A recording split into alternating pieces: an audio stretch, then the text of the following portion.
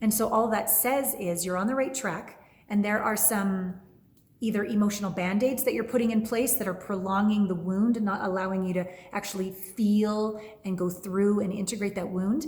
It could be that it's a damn blind spot. You can't even see it.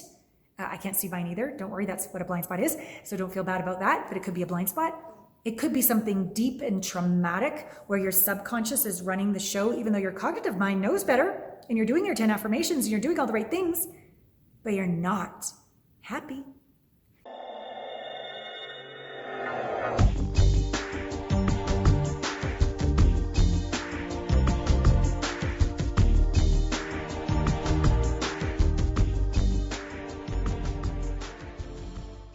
Why do we chase after happiness like junkies?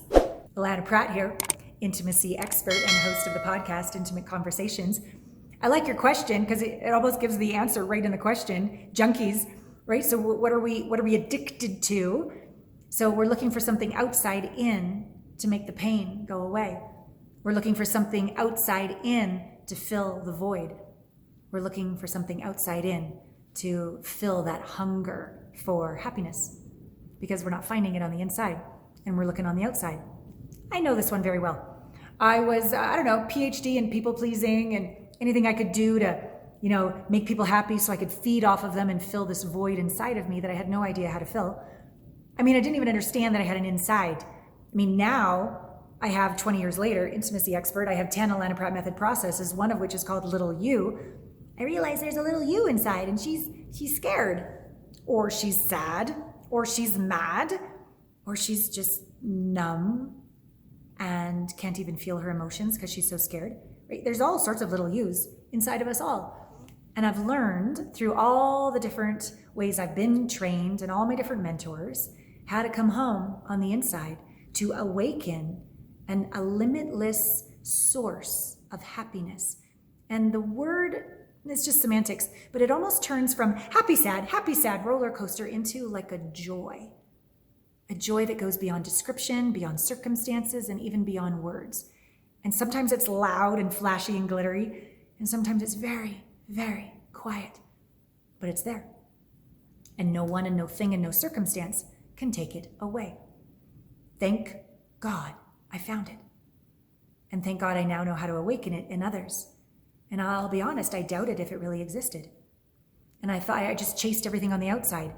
Hotter guy and bigger client and flashier car, or all the things that I thought would bring me happiness, or just more wine or more chocolate or more orgasms, just still all this outside in. And I love wine and chocolate and orgasms.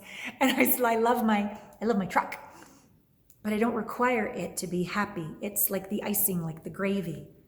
Because I've found I cultivate, it's a practice, not a destination. Okay, it's a practice, it's a journey. But I cultivate this joy, this happiness for no reason on the inside. And the more I do, no shit, it grows. It gets richer. It gets more limitless. I feel like it's multidimensional. I feel like I'm making love with the universe. I feel like I'm being cradled by the divine. I feel like I'm being whispered to by angels.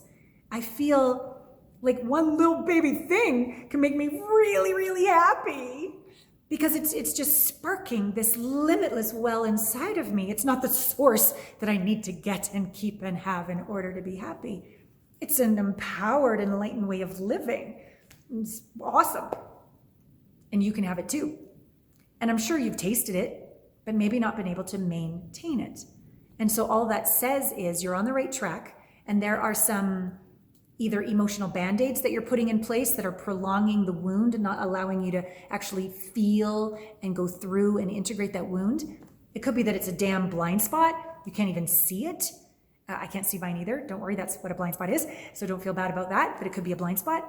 It could be something deep and traumatic where your subconscious is running the show, even though your cognitive mind knows better and you're doing your 10 affirmations and you're doing all the right things, but you're not happy because that is an unhealed, unresolved, unconscious trauma or wound that is running the show. And that's most of the time when people come to me. They've tried different workshops and a bit of a high, but then a low. or they've tried some talk therapy and they've got some good new tools and new points of view and some workarounds, but it's still operating on top of this core wound. People come to me after all of this and they're not that they're on their last leg, but they're just like, they're really vulnerable. And they're like, this has to work. If you meet me, I promise you it will. This is the deepest work I've ever done. And it is an honor to have developed 10 Alana Pratt method processes that are all deep in quantum psychology, spiritual technology, somatic integrations, and very experiential learning. Because, come on, people, we all listen to the podcasts, we all read the books. If we could have figured it out, we sure of shit would have figured it out by now. Okay, but if you haven't, that means it's something bigger. And what it requires is a witness, a facilitator, a mentor, someone who's going to be the banks of the river for you so that you can surrender all the way home to you. Someone who won't judge you, someone who's been there myself and still go there with my mentors. Yes, okay, I'm an amazing badass coach, masterful.